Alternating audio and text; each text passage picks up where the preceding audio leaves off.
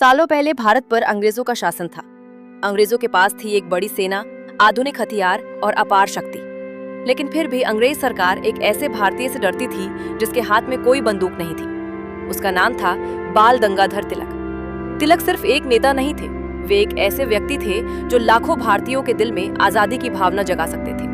उस समय भारत के लोग अलग अलग जाति और समुदायों में बटे हुए थे। तिलक समझते थे कि अगर भारतीयों को आजादी चाहिए तो सबसे पहले उन्हें एकजुट होना होगा।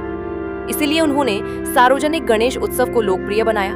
उन्होंने शिवाजी उत्सव के माध्यम से भी लोगों को एक साथ आने और अपने इतिहास पर गर्व करने के लिए प्रेरित किया। धीरे धीरे हजारों लोग इन आयोजनों में शामिल होने लगे।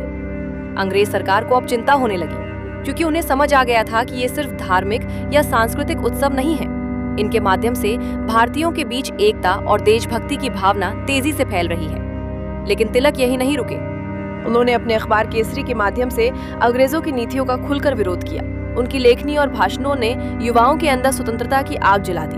फिर उन्होंने एक ऐसा नारा दिया जो इतिहास में हमेशा के लिए अमर हो गया, स्वराज मेरा जन्मसिद्ध अधिकार है और मैं इसे लेकर रहूंगा। ये नारा सुनकर अंग्रेज सरकार को एहसास हुआ कि तिलक की आवाज को दबाना आसान नहीं होगा। अंग्रेजों ने उन्हें गिरफ्तार किया और जेल भेज दिया। लेकिन क्या जेल तिलक के विचारों को रोक पाई? नहीं।